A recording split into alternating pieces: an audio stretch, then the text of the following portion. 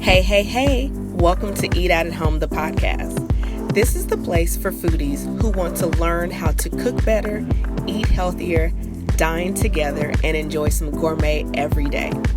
I'm your host, Chef Evelyn, and on this podcast, I share with you my best chef secrets that I've learned from teaching thousands of people how to cook via online and in-person cooking classes, healthy eating workshops, and from my well-seasoned career in the culinary field.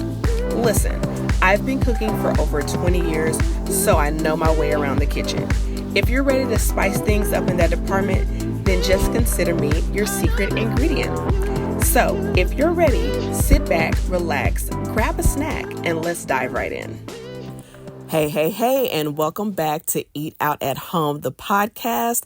And in this episode, I wanted to talk to you if you are going to be hosting any type of event at your home over this holiday season.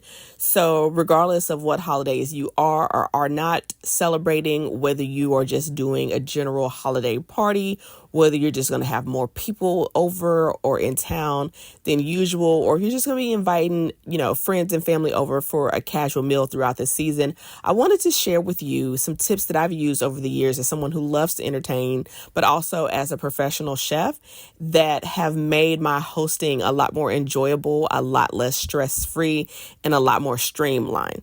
So whether you are used to entertaining and hosting and you just want to pick up a few nuggets here or there and see if they work for you, or maybe this is your first year that you're going to be hosting or entertaining during the holiday season, then I hope these tips that I share with you, you'll find something that's useful. So let's just hop right into it.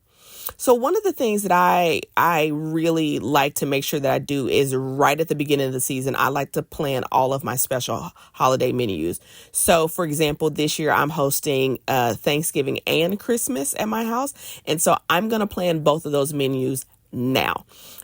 What I love about doing that is I just get a chance to sit down before the hustle and bustle of holiday shopping and, the season kind of sweeps me under. I can just sit down, plan the menus, right? Get really excited about, what I want to serve, what's going to go together. And let me know if you want me to do an episode about how I put together menus.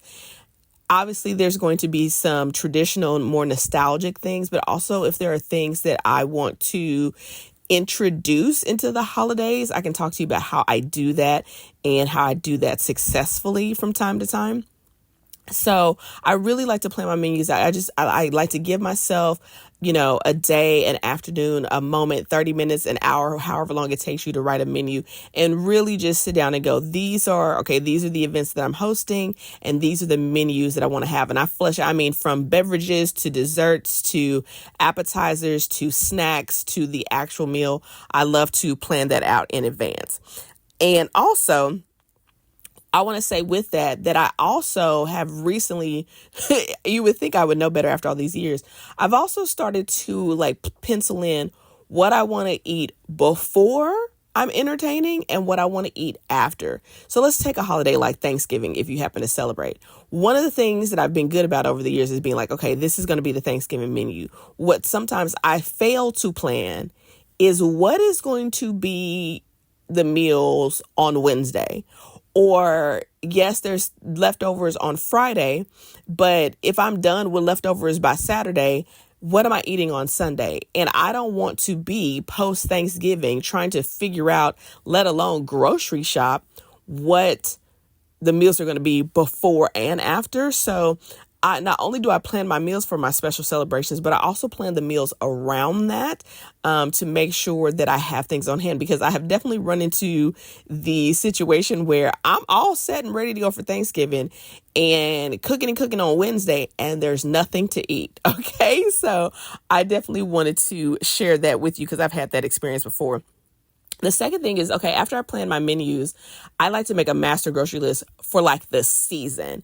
And what I mean by that is obviously you can't buy all of your perishable goods at one time, but I like to look at my menus and go, okay, what are all the things I need, including the perishables, right? And the way I write my grocery list is I actually have it divided up by the section of the grocery store. So I have center store, dried pantry items. Obviously I have fruits and vegetables, produce. I have like, meat, and poultry and things like that, obviously. And then like dairy, cheese, refrigerator, and then any kind of special things that I need right outside of that. So I like to make a master grocery list so that one, I don't forget anything. I mean, how many times do we have you had people needing to run to the grocery store or panic because the stores are closing early or something like that because you don't have an item that you know you need every single year, right?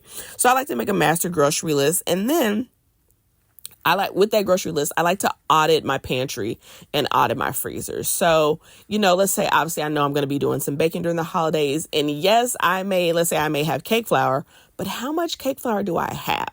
Right? Based on the menus that I'm going to be making throughout the season. So, what's going on in the freezer? Do I have homemade stock? Am I buying stock? Am I making stock? Okay. And so, I'm really assessing what I already have on hand against that master grocery list. And remember, now this master grocery list is for your holiday meals or where you're entertaining in the meals before and after, not necessarily like your day-to-day meals throughout the season. But I do recommend putting kind of like and bulking up on your staples that you kind of use throughout your regular cooking months when you're not entertaining on that grocery list as well. And so that brings me to my next point, which is I love to do a major stock up before the stores get crazy. I try my best not to wait till like the week of Thanksgiving or like, the 2 or 3 days before.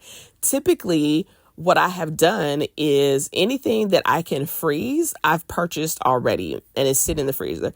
Anything that can go in the pantry, spices, chocolates, sugar, flour, oils, anything, grains, noodles, anything that can go in the pantry and hold for a while. And I'm talking all the way through like the end of the year. I like to do a big shop right at the beginning of the holiday season so that those things are there, right? And I just kind of keep an eye on them. But if I know that I'm buying enough to last me through the end of the year and my holiday meals, I should have enough. And then what I like to do is I kind of like to go through that master grocery list that we talked about and kind of just put a check mark like, okay, I've bought this. I have plenty. I have more than enough for my regular cooking and for my holiday entertaining.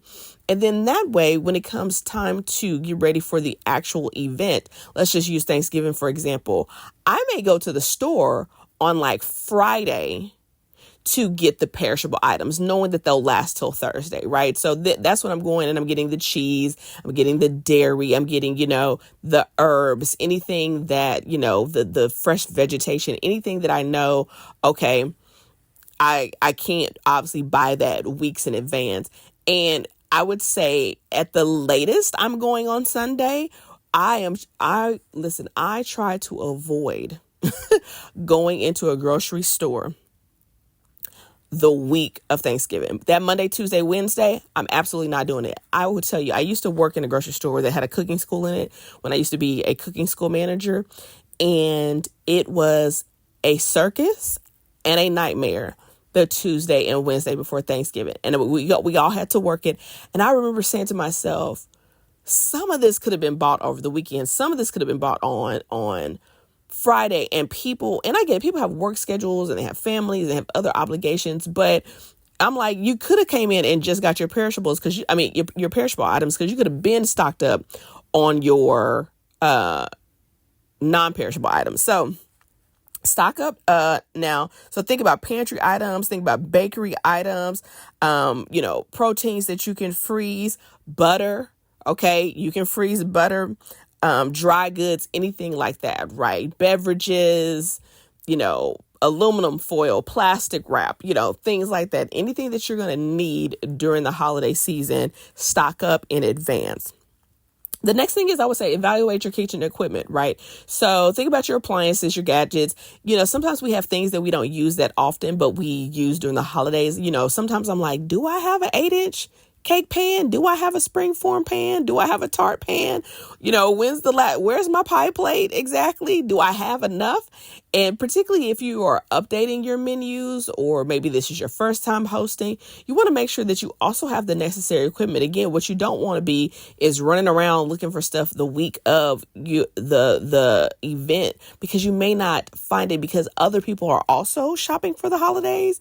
And I've definitely over the years put myself in situations where I was like, I need an additional fill in the blank, and I couldn't find it because they were sold out everywhere. Okay. So after you evaluate your equipment and you see if you have everything that you need, listen, make sure it's working. If it's something electronic, okay, just make sure it's working. You don't want to find yourself in a situation where it's like, surprise, you haven't used this in a year and it doesn't work. And this is a side note. Can I say this? If your spices have been in your pantry for over a year and they are pre-ground, baby, throw those out. Okay. Ground spices last about 6 months for full potency. If you are storing your spices near your stove and oven, you have cut that shelf life in half, 3 months. Now, if you've got like whole nutmeg in your pantry, great, roll with it. That lasts a year to 2 years. Okay. If you're keeping it close to the stove, again, you have cut the shelf life of those herbs and spices in half. So check on those, smell those, make sure they are still potent. Okay. And then replenish, and just don't overbuy. And make sure you have plenty of vanilla extract, because that real vanilla extract, I feel like vanilla extract just flies off the shelf during this time of year. Now, if you're a hostess with the mostest like me, you also might want to consider planning and purchasing your tablescapes now. I know you love a beautiful table. I love a beautiful table. And I love unscented candles for, entertaining with food. Obviously, I don't want the smell of a candle to interfere with the food. And so I'm stocking up on candles, my little automatic lighters, all that kind of stuff, my tablescape, my dishes, if I'm getting new ones, or I'm checking to see if I have a full set of what I have. Do I have enough silverware, place settings, napkin rings, all the things like that, right? So I'm going through all of that, and I'm shopping early so I can have the best pick. Everything for the holidays is out right now. Everything, everything for the holidays is out. Everything is full. The closer you get to the holidays, the slimmer the pickings become. And if you're anything like me, you have a vision in your head of what you want the entertainment to be like, right? The hosting to be like, the environment to be like. So get ahead of that now. And so I think the moral of the story is just have everything available in advance. And then I will say this. I talked in an earlier podcast episode about how I have what's considered an ingredient-based kitchen, which is basically saying that I don't keep a lot of snacks on hand. I'm not like a big snacker. And anytime I want something to eat, it has to be prepared. It has to be cooked. I typically during the holidays like to keep some ready to eat things on hand just throughout the season. It's the only time of year I really am like, let me have some little snackums around. Let me have a couple, maybe I go to Trader Joe's and get some of the prepared frozen meals in the freezer. You just never know. Somebody might pop by. You're too tired to cook one day. There's a lot going on. You went out shopping and you thought you were shopping longer than you thought. And so by the time you got home, you didn't want to cook. I like to keep some prepared meals on hand because I know I'm going to be doing more cooking than usual during the holidays. So these are just some of the things that I do to prepare my kitchen for the holidays when I'm going to be hosting.